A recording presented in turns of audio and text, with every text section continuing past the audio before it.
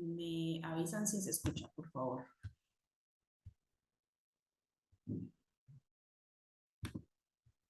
¿Me escuchan?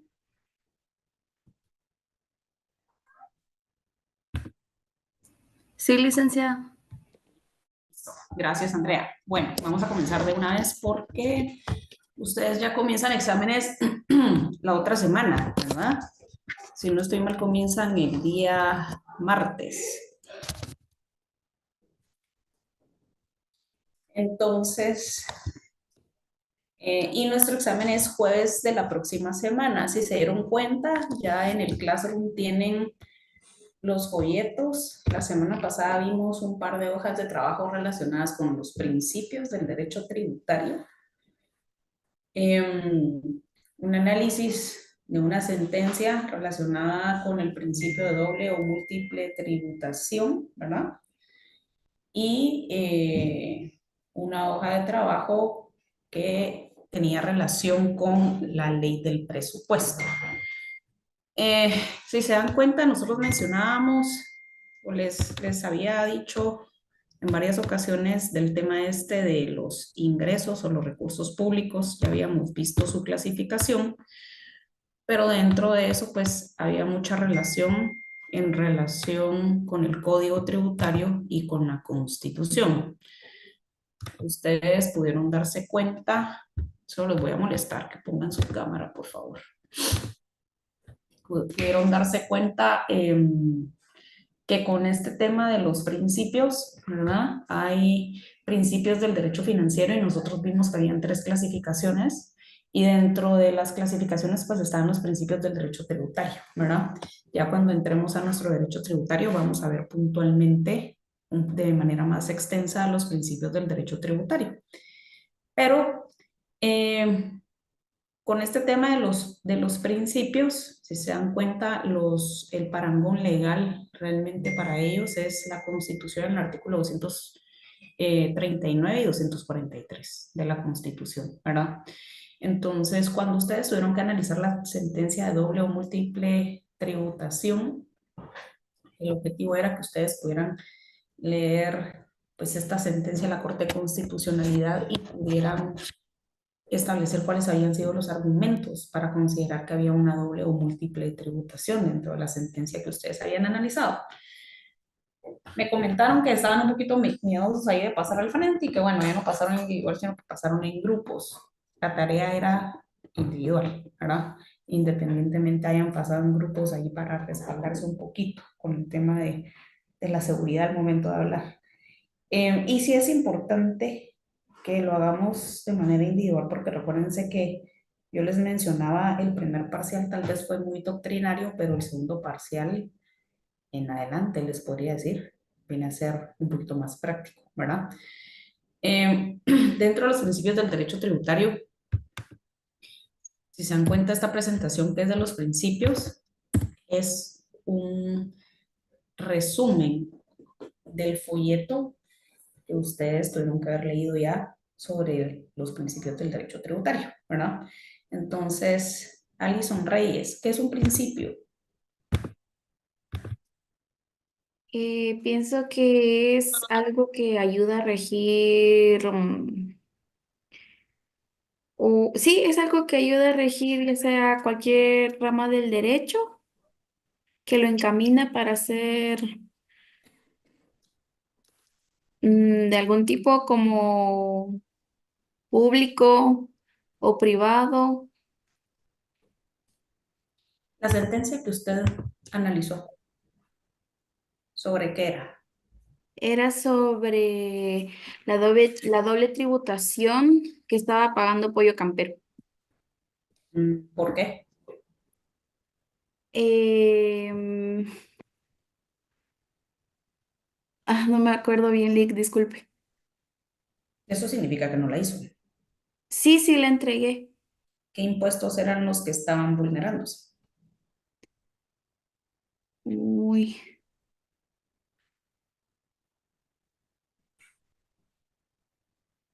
no me acuerdo, Lick, disculpe. Madeline García, la sentencia que usted analizó, ¿Sobre qué era? Ah, claro, era la doble tributación, todos eran relacionados con la doble tributación, ¿verdad? Las sentencias, pues cada quien tenía que elegir una sentencia y esa sentencia vulneraba el principio de doble tributación. ¿Por qué? La suya, ¿por qué? Ahora mismo solo la estoy abriendo. Era sobre una exportación, entonces hablaba sobre los tributos que pagaba, por ejemplo, aquí dentro de Guatemala y los tributos para poder salir e ingresar al nuevo país. Exportación de productos, de combustible. Es de petróleo, de hecho. Ahí está. Ujú. Ujú. ¿Y qué establecía la Corte? Dieron lugar a la apelación definitivamente porque vulneraba el principio constitucional de doble tributación. Estableció que no podía. También declararon inconstitucional el decreto. Ahorita lo estoy abriendo. Era un decreto en donde regulaba o estipulaba un segundo y un tercer impuesto sobre la exportación del petróleo. Entonces, por ende, era contradictorio con la orden, con el principio constitucional. Entonces, sí otorgaron el amparo. Ok. Ujú. Yo creo que dentro de los principios más complejos del derecho, gracias, May, dentro de los principios más complejos del derecho tributario está la doble tributación y el principio de no confiscatoriedad, ¿verdad? Creo yo. La mayoría de sentencias que que van inmersas a los principios del derecho tributario, normalmente se consigna, claro, está el principio de legalidad, el principio de capacidad económica, pero entre los más difíciles realmente de explicar son el de doble tributación y el de no confiscatoriedad, ¿verdad? Me imagino ustedes ya lo leyeron en el folleto y cuando hicieron el análisis de su sentencia, por lo menos con el que tenía que ver con el de la doble múltiple tributación, pudieron escarbar un poquito más o adentrarse un poquito más porque la Constitución nos señala cuáles son los elementos constitutivos de la doble múltiple tributación, ¿verdad? En el mismo periodo de imposición, el mismo sujeto grabado, y hay ciertos elementos que deben de llenarse para considerar que hay una doble o múltiple tributación como tal. Entonces, dentro de los principios generales del derecho, estas son preguntas claves o bases que ustedes, ya con lo que leyeron, pues tendría que hacerse muchísimo más sencillo. Y en las preguntas también que ustedes tenían estaba, ¿dónde está regulado? En la Constitución y en su código tributario. Entonces, cuando nos adentramos ya a los principios son la base del ordenamiento jurídico, la parte eterna y permanente del derecho y también el factor cambiante inmutable que determina la devolución. Los principios son también conocidos en el derecho tributario como garantías que tiene el contribuyente. Ningún tributo puede violentar los principios del derecho tributario o ir contra ellos, ¿verdad? ¿Por qué? Por el tema de la legalidad, ¿verdad? Se establece que deben de estar consignados en la norma, que no puede existir, que un tributo no puede ser confiscatorio, que hay ciertos tributos que son progresivos, los vamos a ver más adelante, que no puede existir una doble o múltiple tributación, o sea, yo no puedo hacer un doble pago de impuestos, ¿verdad? Eh, que debe haber una justicia tributaria, una igualdad, ¿verdad? Entonces hay varios principios dentro del derecho tributario. Para que una norma sea válida como tal, pues no deberían de violentarse. Entonces, estos principios del derecho tributario, ¿se recuerdan que nosotros ya habíamos visto qué era el derecho financiero, el poder financiero y la competencia financiera? Pues así también en nuestro derecho tributario hay un derecho tributario que es parte del mundo del derecho financiero, ¿verdad? Una competencia tributaria y un poder tributario que se lo tiene el Estado de Guatemala al momento de crear tributos, ¿verdad? Y que los tributos según el Código Tributario, artículo 5, deben de ser creados mediante una ley de carácter ordinario para que sean válidos. Y claro está, deben de resguardar los principios o deben de estar afines a los principios del derecho tributario. Cuando ustedes vieron el folleto les aparecían todos estos principios: legalidad, reserva de ley, capacidad de pago, igualdad, generalidad, proporcionalidad y retroactividad, prohibición de doble o múltiple tributación, no confiscación equidad y justicia tributaria. Si nos vamos eminentemente a los principios del derecho tributario, ¿verdad?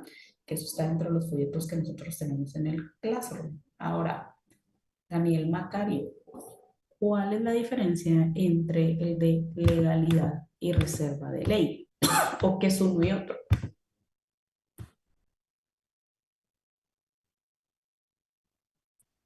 Buenas tardes, licenciada. Buenas tardes. Eh, Legalidad, me imagino que es que está en base a una ley. Y la reserva de leyes que se basa en un principio jurídico. ¿No? Alguien que tenga otra perspectiva en relación al de reserva de ley, sobre todo.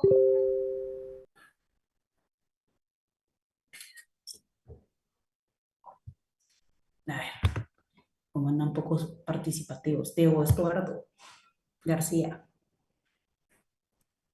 Buenas tardes, licenciada. Hola Diego, ¿cómo está? Bien, gracias. ¿Usted qué tal? Bendecida, un poco enferma, pero bendecida. A ver, cuéntenos, ¿qué es el de reserva de ley?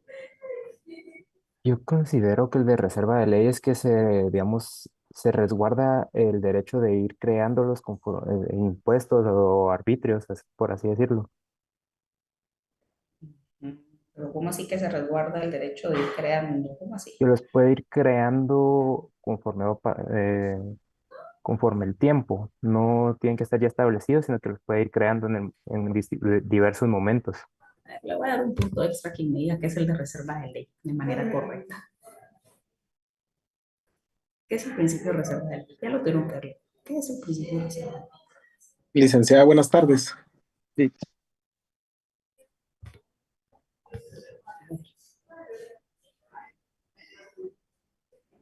no sé si me escucha, Lick.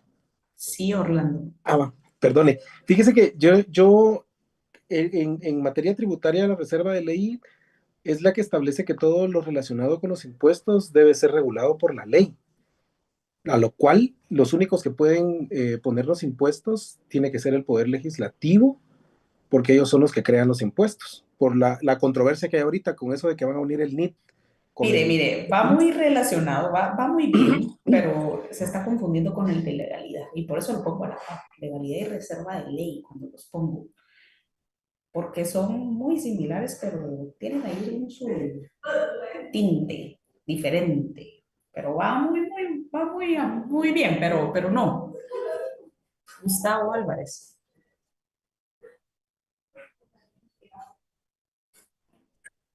Sí, licenciada, con lo que yo tengo entendido, la reserva de ley que establece que la modificación, la creación, la derogación, pues en materia tributaria solo puede hacerse mediante la ley.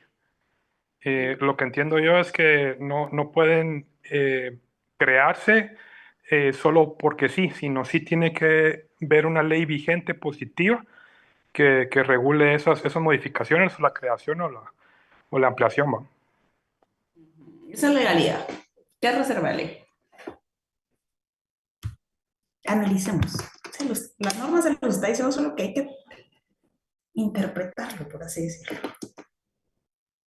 Me voy a dar mi punto a mí misma. A ver, Andrea.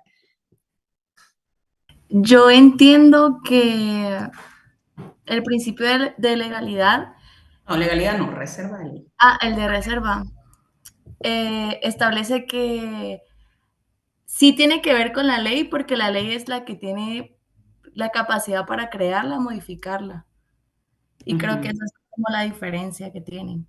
Vamos a ver. La legalidad establece que todo debe estar plasmado en una norma, ¿verdad? Para que sea válido. Y esos, me imagino yo, a ver, el último, Román Estrada. Buenas tardes, licenciada. Hola, Pienso que Román. agregando a esto que pues, debe estar fundamentado en ley, reserva de Ujú. ley, pues como que intento entender que entonces se refiere a su ley especial, no a la ley general, sino a su ley especial. ¿Leyeron el folleto de principios del derecho tributario? La reserva de ley es el proceso que debe de seguirse para crear un tributo, conforme al principio de legalidad, o sea, a lo que está plasmado en la norma. Entonces, ¿qué es primero? Primero se sigue un proceso, por eso mencionaba alguien ahí la modificación, la creación. ¿Pero qué es eso? Son procesos. Entonces, la reserva de ley es el proceso que debe seguirse para crear el tributo. Y el tributo debe estar resguardado en una norma para que sea válido, ¿verdad? Contenido en una norma de acuerdo al proceso de carácter ¿qué? Legislativo.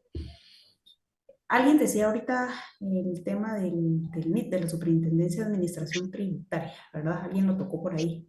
De hecho, podría ser de repente tema de examen. ¿Por qué? Porque ustedes que seguramente ya vieron su derecho constitucional y que ya tienen conocimiento de los principios del derecho tributario, ojo acá porque no se está creando un tributo, ¿verdad? Con lo del NIT no se está creando un tributo. Pero hay disposiciones ahí que violentan posiblemente ciertos principios o más que eso, derechos, ¿verdad? No sé cuál es su perspectiva con eso, pero en el tema de alguien por acá hace ratito nos hizo la relación entre el MIT y el DPI, ¿verdad? No sé quién era, pero ¿por qué nos hacía ese comentario? Era yo, licenciada, porque según lo que, o sea, todo el mundo cree y piensa, es de que al momento de que se unifique el NIT con el número de DPI, se van a perder muchos principios de reserva. Por ejemplo, el secreto bancario, que es muy importante. La gente que recibe muchas remesas de Estados Unidos piensa de que va a pagar un impuesto por las remesas que está recibiendo, que la SAT los va a tener más controlados de cuánto dinero tienen, cuánto dinero está ingresando, pero cuando se creó la ley del RENAP, ya se establecía de que poco a poco, gradualmente, se iba a utilizar únicamente el CUIN como un número de identificación para todo. Y si nos damos cuenta, las licencias de conducir tienen nuestro número de DPI, porque ya no tienen otro número más que ese. Ahorita lo único que se hizo fue de que con el paso que se va a dar es cambiar ya no crear más números, sino que utilizar el número de identificación que tenemos, pero no se está diciendo que se va a crear un tributo extra, porque el que debe de crear eso tendría que ser el Congreso, en todo caso. Pero claro, hay algunas cosas que van a cambiar, como todo el mundo dice, lo que les mencionaba de lo del secreto bancario. No sé qué otros derechos más se vayan a violentar, licenciada. Perdón. La privacidad de datos. Eso. Ese, fundamentalmente, porque no es tanto el secreto bancario, viene a ser información confidencial. Y solo se puede obtener la información confidencial o sensible de una persona mediante orden judicial, según la Constitución, porque al final son garantías, ¿verdad? Lo que pasa es que aquí hay un tema con lo que decían de las remesas, es un tema de ISR, pero eso es diferente. Posiblemente haya más controles. Sí, pero eso es diferente, eso es un tributo que ya existe, porque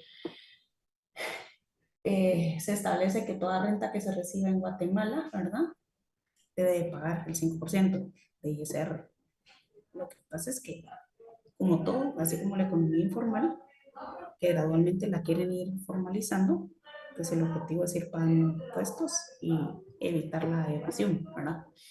Pero bueno, eso es diferente a unificar el número como tal, como usted lo mencionaba.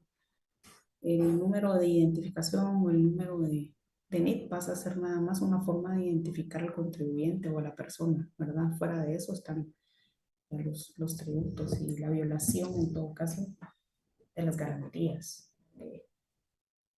Ya vamos a ver si al final en abril comienza a aplicar esto o si no hay ahí alguna inconstitucionalidad o algo por el estilo que se vaya a dar. Muy seguramente. Pero bueno, entonces estos son los principios del derecho tributario, ¿verdad?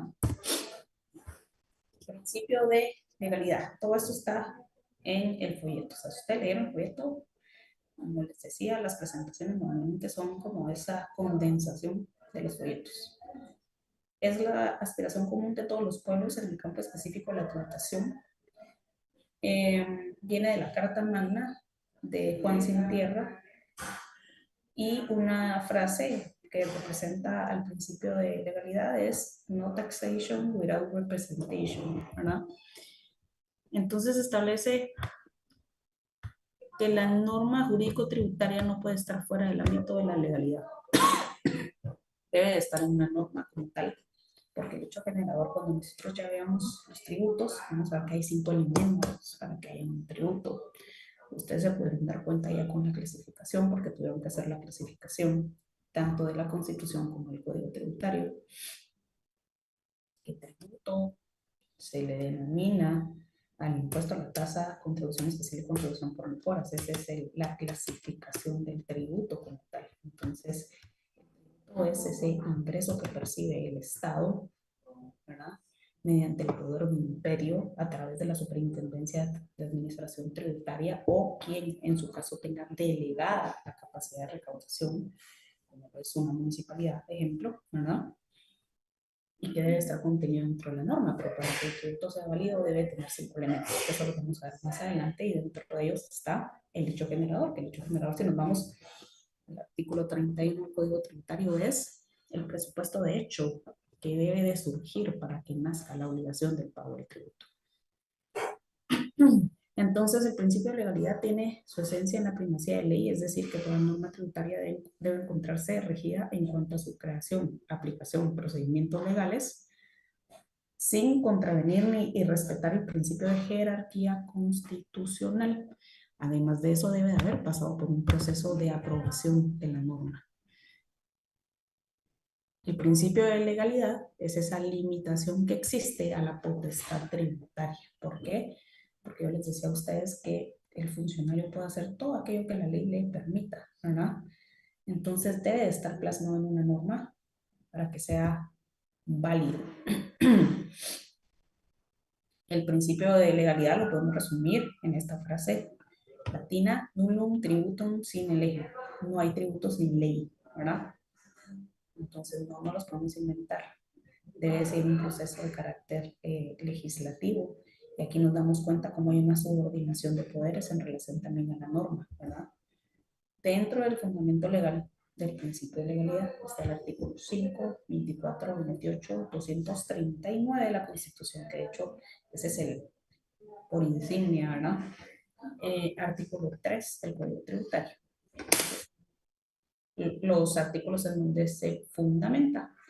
Y el principio de legalidad, pues, tiene muchísima relación con el principio de reserva de ley, porque el tributo debe de ser creado mediante un proceso de carácter legislativo por un órgano competente, que en este caso es el Congreso de la República, ¿no? De hecho, hace mucha relación al Código Tributario, porque el Código Tributario menciona en el artículo 3, se requiere la creación, se requiere la creación de una norma para, y en el primer supuesto nos establece la creación de impuestos ordinarios, extraordinarios, pensiones, contribuciones especiales. Entonces eso quiere decir que debe seguir un proceso legislativo. Y ese proceso que se crea y que lo autoriza o que lo lleva a cabo un órgano competente, porque es mediante una ley ordinaria, se le denomina, pues, reserva de ley. O sea, tuvo que haber cumplido la reserva de ley. ¿Qué quiere decir eso? El proceso adecuado para su creación, ¿verdad?, y aprobación por el Congreso de la República. El artículo es el 171 de la Constitución. Después tenemos el principio de capacidad de pago. Los tributos deben ser establecidos en función de la capacidad económica de cada contribuyente a quien va dirigido. Este principio individualiza la carga tributaria para cada contribuyente de acuerdo a su situación financiera en la sociedad. De hecho, uno de los principios que podría en todo caso representar muy bien la capacidad de pago, capacidad económica, es ejemplo para los que prestan servicios. Ejemplo, si somos pequeños contribuyentes y prestamos servicios, emitimos una factura y la factura se va a pagar de acuerdo al monto que se emita, un porcentaje, ¿verdad? Entonces, según lo recibido, asimismo es tributado, ¿verdad? Este principio obliga al Estado a aplicar el cobro del tributo de forma justa y equitativa. Hay muchos principios del derecho tributario que van amarrados entre sí, si se dan cuenta, que tienen muchísima relación. Entonces, por eso es que cuando ustedes analizaron una sentencia, se pudieron dar cuenta que normalmente no solo se ataca el principio de doble tributación, sino también entre capacidad económica posiblemente el de justicia tributaria, el de legalidad, ¿verdad? O sea, se atacan, así que se amarran varios principios del derecho tributario. Entonces establece a mayor riqueza, mayor impuesto. Este principio está regulado en el artículo 243 de la Constitución. Principio de igualdad, todos somos iguales en iguales condiciones y desiguales en desiguales condiciones, ¿verdad? Con esto se impide un privilegio o discriminación en materia fiscal. Entonces, depende de lo que yo gane, es lo que yo tributo, ¿verdad? Depende, ejemplo, con el tema del UCI, depende del valor en que esté inscrita la propiedad, así mismo tributo. Claro que en ocasiones existen desigualdades porque hay bienes que nunca han hecho su modificación en matrícula fiscal del valor, ¿verdad? Entonces que siguen pagando un impuesto sumamente bajo, mientras que los nuevos bienes posiblemente en valor de mercado valen menos, pero pagan más impuestos. Pero bueno, debiera de ser que todos somos iguales en iguales condiciones y por tanto, si somos desiguales, debemos de tributar igualmente de manera desigual, cada quien según su capacidad económica, ¿verdad? El fundamento legal está en el artículo 4 de la Constitución. Después nos vamos al principio de generalidad. Y se establece que todos los que estén en el territorio de la República, los impuestos son de carácter territorial, deben de contribuir, independientemente sean nacionales, extranjeros, residentes, no residentes, ¿verdad? Mientras se produzca el hecho generador, debe de pagarse el impuesto como tal. Entonces se menciona, Sáenz de Bojana menciona, el principio de generalidad significa que todos los ciudadanos han de concurrir al levantamiento de las cargas públicas en la medida que tengan la necesaria capacidad contributiva y que se realice el hecho generador que está tipificado en la ley, o sea, el motivo por el cual nace la obligación del pago del tributo, eso es el hecho generador. Y el principio de generalidad tiene una excepción, que es la exención de impuestos. Entonces, Gabriela Fuentes, para usted, ¿cuál es la diferencia entre exención y exoneración? Buenas tardes, licenciada. Pues exención tengo entendido que se trata en cuanto a impuestos, ya sea que unas entidades estén exentas de impuestos, quiere decir que se libran de pagarlos. En cuanto a excepción, No, es exención y exoneración. exoneración. En exoneración no lo sé, licenciada. Vamos a ver a Dalis Dayana.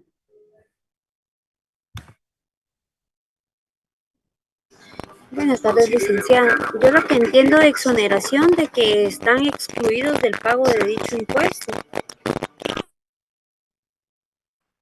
Exonerar y exención. Usted me acaba de decir que exoneración están excluidos del pago del impuesto.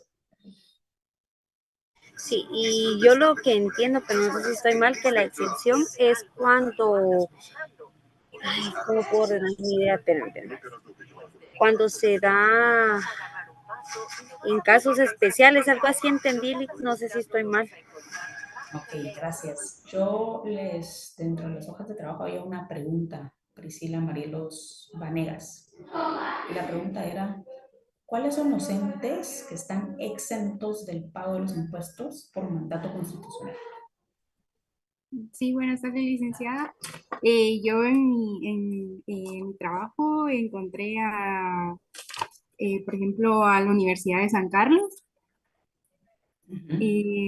al IX, encontré también,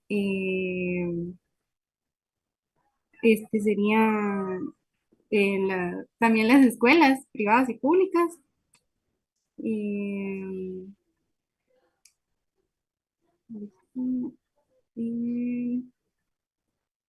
También está...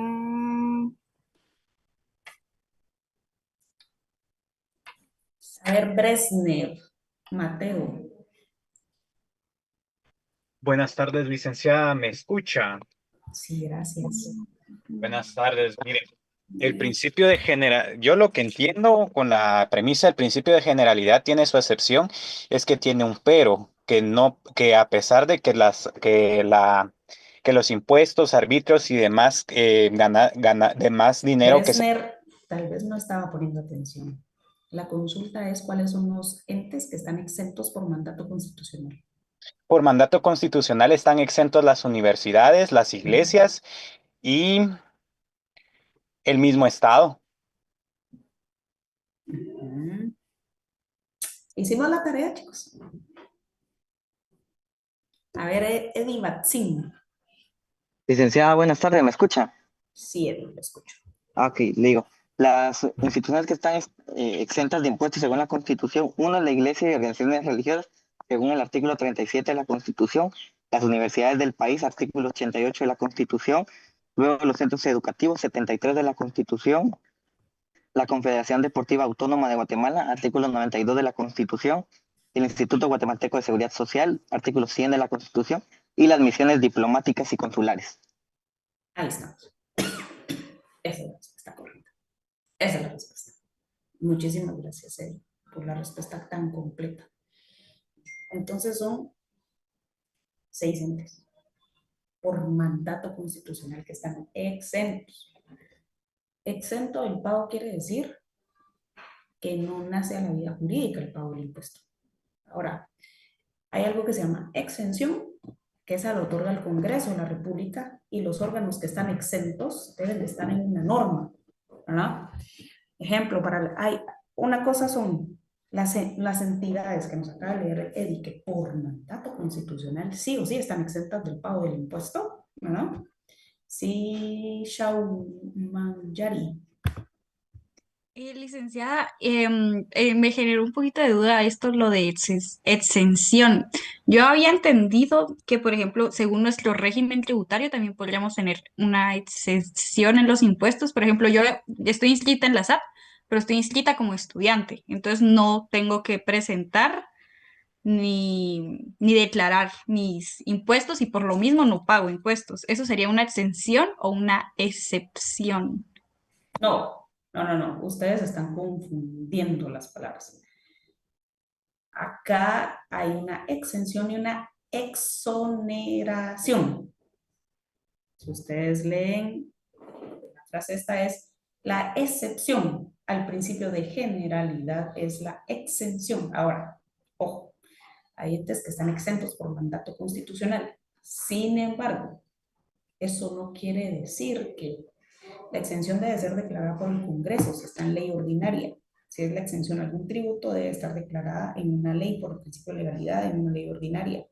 En este caso, si usted por ser estudiante, ¿por qué por ser estudiante no va a pagar impuestos?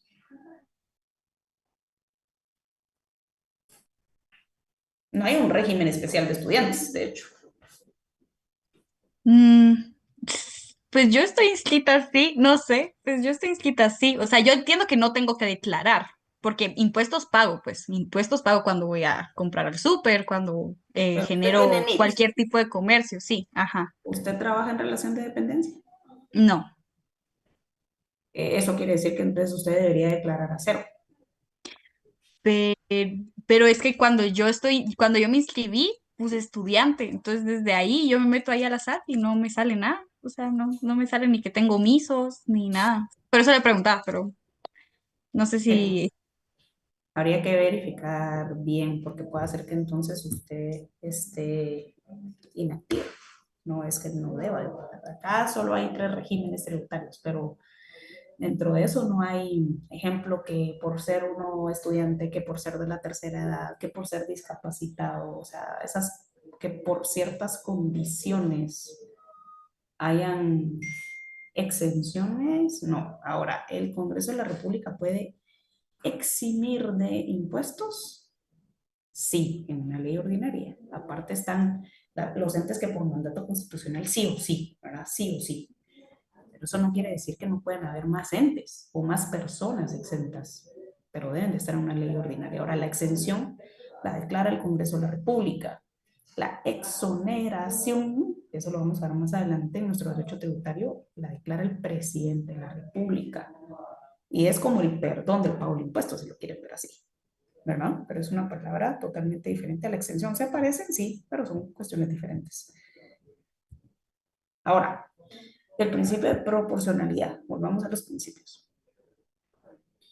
Cada quien debiera de pagar, ¿verdad?, en proporción a lo que gana. Y esto va o contribuir, ¿verdad?, en relación a lo que percibe. Y esto va muy relacionado con el principio de igualdad y de justicia tributaria, ¿verdad? El de irretroactividad es lo mismo que el de irretroactividad en la ley penal y retroactividad en la ley laboral, ¿verdad? La naturaleza jurídica del principio de retroactividad es la premisa según la cual, en la generalidad de las circunstancias, se prohíbe, con base en la preservación del orden público y con finalidad de plasmar la seguridad y estabilidad jurídica, que una ley tenga efectos con anterioridad a su vigencia, salvo circunstancias especiales que favorezcan tanto al destinatario de la norma como a la consecución de la misma. O sea, hay retroactividad cuando favorece al contribuyente, ¿verdad? Fundamento legal 15, 7, 15 de la Constitución, 7 del orden judicial y 66 del Código Tributario. La doble tributación, ¿verdad?, se concreta cuando un mismo sujeto pasivo durante un mismo periodo fiscal es gravado por haber realizado un mismo hecho generador por uno o más sujetos activos, ya sea que se trate del gobierno central o del gobierno local o municipal imponiendo el pago de dos o más tributos. Por eso es doble o múltiple. Hay dos o más tributos en el mismo periodo de tributación, es el mismo sujeto el afectado por el mismo objeto, por el mismo hecho generador, por la misma causa, ¿verdad? Entonces, coinciden muchos elementos, un elemento temporal, personal, y hay más de un tributo por la misma razón. Entonces, ¿cuáles son las premisas a considerarse?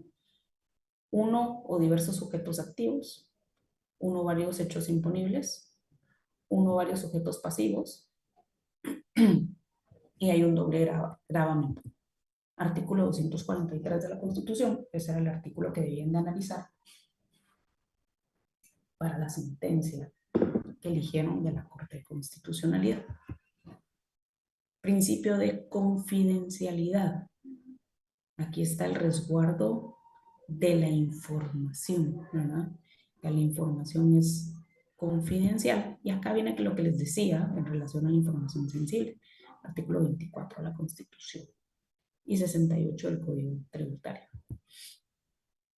No confiscación quiere decir que el tributo no puede ser más alto o más gravoso de lo que yo realmente percibo, ¿verdad? El impuesto es confiscatorio cuando para pagarlo un sujeto ha de liquidar y disponer de parte de su patrimonio tomando de los medios monetarios así obtenidos. Eso quiere decir cuando es más alto de lo que yo percibo, es muy gravoso, ¿verdad? Cuando el monto de su parte alícuota o del porcentaje que me están cobrando en ese impuesto es irrazonable para la capacidad económica que yo tengo. El de confiscación va sumamente ligado al de capacidad económica. Y la confiscación puede evaluarse desde dos aspectos. El aspecto cualitativo, cuando se produce una sustracción ilegítima de la propiedad por vulneración de otros principios de carácter tributario, ¿verdad? Y cuantitativo, cuando el tributo es tan oneroso, o sea, es tan gravoso para el contribuyente que lo obliga a extraer parte de su patrimonio, de su renta, ¿verdad? Porque excede totalmente de su capacidad económica. Esto está en el artículo 41 y 243 de la Constitución. Equidad y justicia tributaria es un principio constitucional de la tributación y una garantía que el cobro del impuesto se realiza respetando la equidad. Según Aristóteles, servirá para que en la creación de cada ley tributaria se respete la situación económica de cada contribuyente, dar a cada quien lo justo. A la equidad se le considera como la justificación en particular, en un caso particular cuyo fin es atenuar el rigor de las leyes. Este principio, el de la equidad, se basa en que todos deben de contribuir al sostenimiento del Estado en proporción, y aquí esa relación se encuentra el principio de proporcionalidad a su capacidad económica. Entonces ahí tenemos también relación al principio de capacidad de pago, capacidad económica. Artículos 135D de la Constitución y 243 de la Constitución. Esto de los principios es el resumen o el bosquejo. Provecho, Shao. Es el resumen o el bosquejo del folleto que ustedes tienen, ¿verdad? De principios. Ahora, cuando nos vamos al tema doctrinario del presupuesto, porque nosotros comenzamos a ver ya el tema de la ley del presupuesto,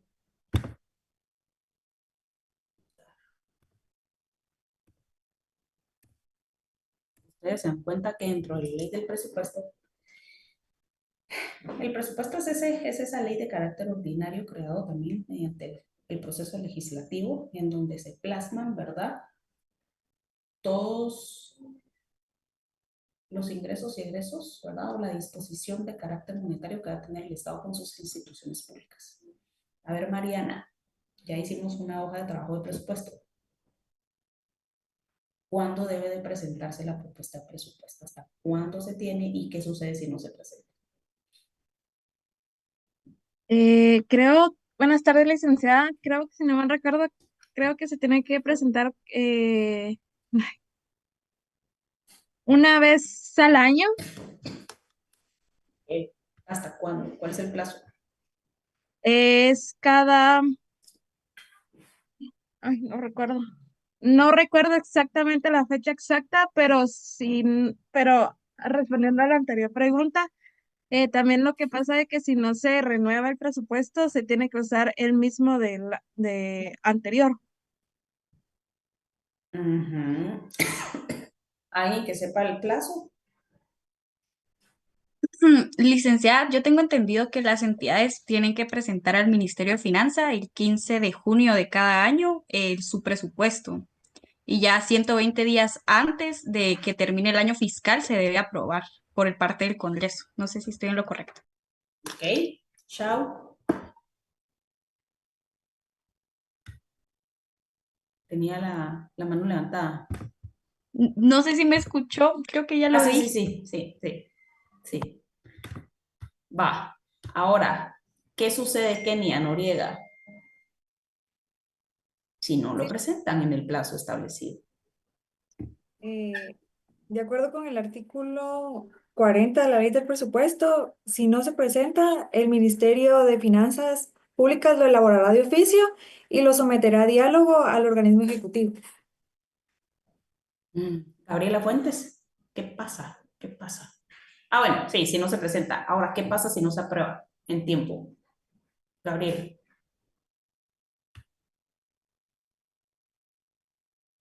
¿Era el donde se utilizaba el del año anterior? Fundamento legal.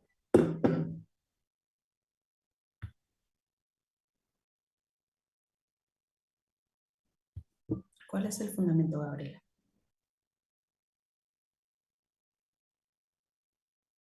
Permítame, licenciada, ya lo tengo.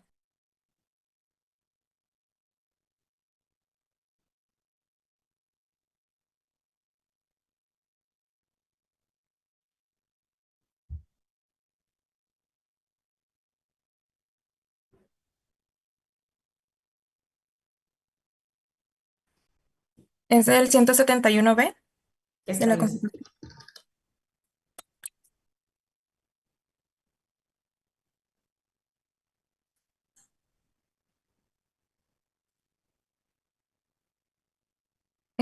Aprobar, modificar o improbar a más tardar 30 días antes de entrar en vigencia el presupuesto de ingresos y egresos del Estado. El Ejecutivo deberá enviar el proyecto de presupuesto al Congreso por 120 días de anticipación a la fecha en que principiará el ejercicio fiscal. Si al momento de iniciarse el año fiscal el presupuesto no hubiese sido aprobado por el Congreso, regirá de nuevo el presupuesto en vigencia en el ejercicio anterior, el cual podrá ser modificado o ajustado por el Congreso. O sea, ahí está la respuesta a las 3 preguntas anteriores. Muchísimas gracias, Gabriela. Muy amable. Entonces, ¿qué es el presupuesto? ¿Verdad? El presupuesto pues tiene su nacimiento en un área económica financiera, ¿verdad? Es la cantidad de dinero que se estima que será necesaria para hacer frente a ciertos gastos. ¿Se recuerdan que nosotros cuando vimos el primer folleto que vimos en clase, que fue finanzas personales y las empresas, estaba el elaborar un presupuesto, ¿verdad? Y por qué era tan importante el conocer nuestros activos y nuestros pasivos para tomar ciertas decisiones financieras? Pues así, igual es el presupuesto del Estado, solo que ya en macro. El presupuesto es el límite de gastos que una entidad puede realizar durante un año. Ustedes tómenlo como que fuera su salario. Se supone que eso debería de ser lo que ustedes mensualmente podrían gastar. De lo contrario, entonces ustedes ya optan por ciertas decisiones que son el endeudamiento, por ejemplo, ¿verdad? De acuerdo a los ingresos que espera recibir, y debe de ser la expresión financiera de los programas y proyectos que ejecutará para alcanzar los objetivos del plan de gobierno. ¿Por qué el plan de gobierno? Porque dentro del plan de gobierno están las necesidades y derivado de las necesidades nacen los servicios públicos, y de los servicios públicos pues hay una cantidad, ¿verdad?, de dinero que debe utilizarse para poder cumplir esa obligación.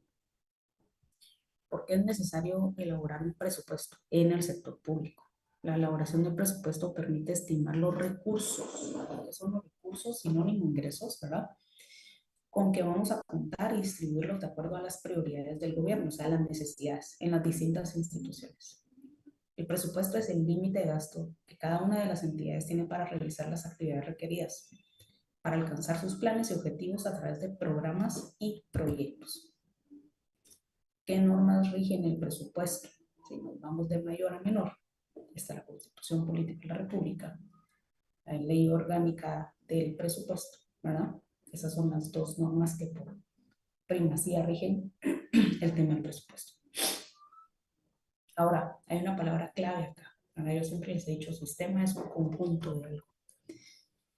Este caso no es la excepción, porque el sistema presupuestario es el conjunto de leyes, principios que las entidades públicas van a tener que seguir, o los pasos que hay que seguir para que sea aprobado, ejecutado y evaluado el presupuesto. Entonces, si se dan cuenta, el presupuesto se autoriza mediante el Congreso de la República, es quien autoriza el presupuesto, pero previo a eso, pues hay una comisión del presupuesto, y previo a eso las instituciones deben de presentar sus necesidades, ¿verdad? Y el organismo ejecutivo te lo presenta, ¿verdad? También hay un proceso de modificación del presupuesto. ¿Cuáles son los lineamientos que deben de cumplirse en relación con los presupuestos públicos? Hay lineamientos, al igual que la pirámide de Kelsen, constitucionales, las leyes ordinarias y los acuerdos emanados del presidente de la República o de los ministerios. Tenemos presupuestos, según las clases de presupuestos, hay del sector público y sector privado. Eso creo que ya más o menos lo vimos y lo entendemos, ¿verdad? El presupuesto del sector público, que es el que se ve en el derecho financiero, ¿verdad?, es el que se utiliza en planes y programas como educación, salud, seguridad y justicia, en proyectos de inversión de infraestructura y sociales, en cumplimiento de las metas y objetivos sectoriales, regionales e institucionales para satisfacer las necesidades de la población. Mientras que el sector privado es una proyección de ingresos, costos y gastos que se incurre durante un determinado periodo para mantenerse en el mercado y generar ganancias. Es utilizado, claro está, por las empresas privadas, mientras que el otro es utilizado por las entidades de carácter público. Dentro de los requisitos para la elaboración del presupuesto, tenemos requisitos muy genéricos, ¿verdad?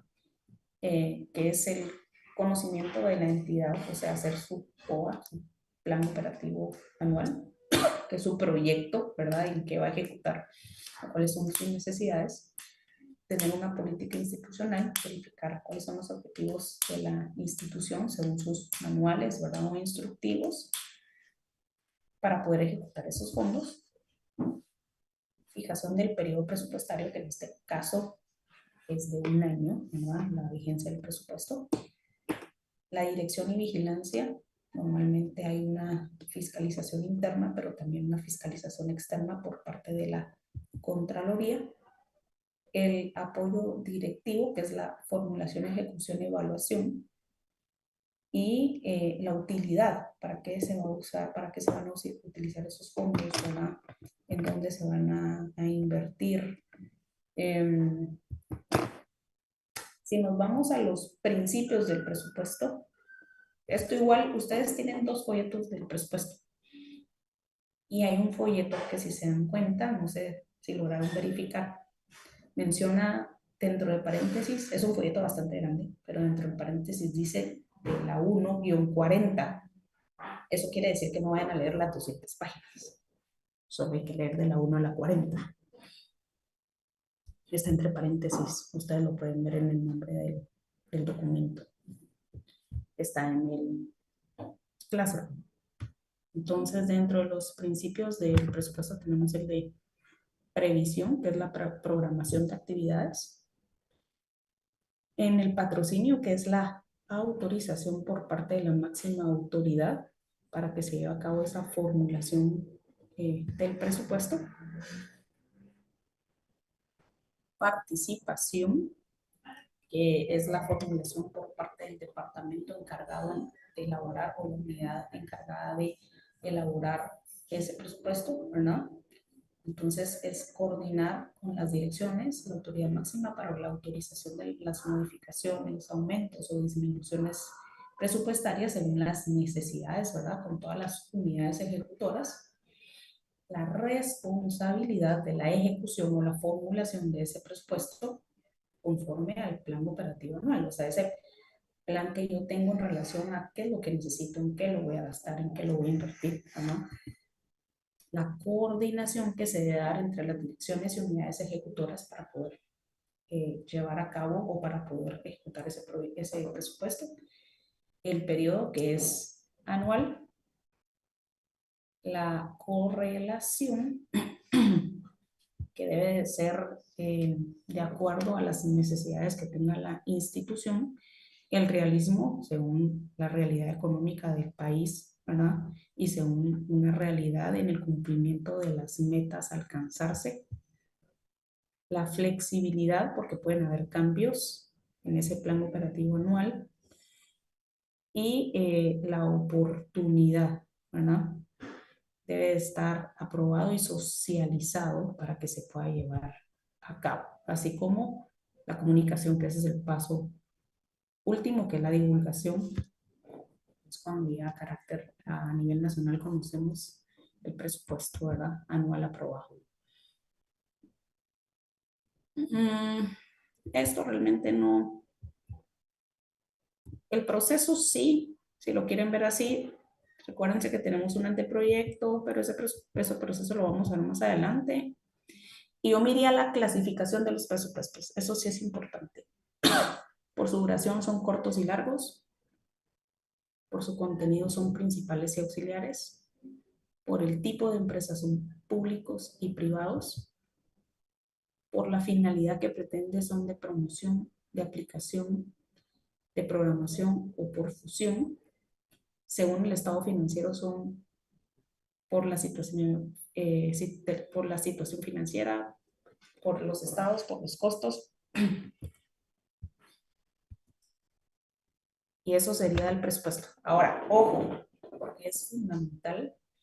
Ustedes, igual vamos a ver la ley del presupuesto, ¿verdad? Ustedes comienzan exámenes jueves, ¿verdad? Conmigo tenemos examen lunes. Perdón, martes.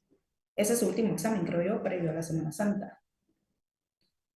Entonces nos vamos a ver lunes en clase. Nuestra última clase va a ser lunes en la facultad a las 2:15. Y el martes tenemos nuestro segundo examen parcial. ¿Qué va a entrar en el segundo parcial? Lo que tenemos en Classroom, que son los folletos, ¿verdad? La ley del presupuesto, la ley de la Superintendencia de Administración Tributaria. Y creo que habíamos dejado un pedazo de la ley de la Contraloría, ¿verdad? General de Cuentas. O miento, ustedes me corrigen.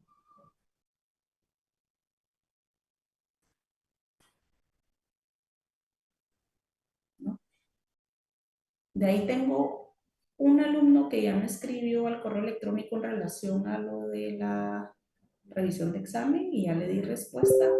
Me hace falta, si no estoy mal, que 2 personas se comuniquen conmigo al correo electrónico para poderles enviar la dirección y que hagan su revisión de examen correspondiente. Solo por si están en clase las personas, les voy a agradecer que me escriban para poderles dar los lineamientos y que podamos hacer su revisión de manera detallada. Entonces los veo lunes en clase, porque ustedes comienzan este jueves exámenes. Y pues desde ya, bendecida jornada de segundo parcial, que todo salga muy bien. ¿Quién manda? Alguien se va a comunicar conmigo. Elvin, ¿verdad? Licenciada, buenas tardes. Le saluda Evelyn. Yo quería pedirle un minutito de su tiempo. No sé si me lo regala al final. Con mucho gusto, claro que sí, Evelyn. Bueno, chicos, entonces nos vemos el lunes, primero Dios. El jueves no los veo porque ustedes comienzan parciales y los veo el lunes en clases, por favor. Que pasen feliz tarde, bendecida semana. Me quedo con usted, Evelyn.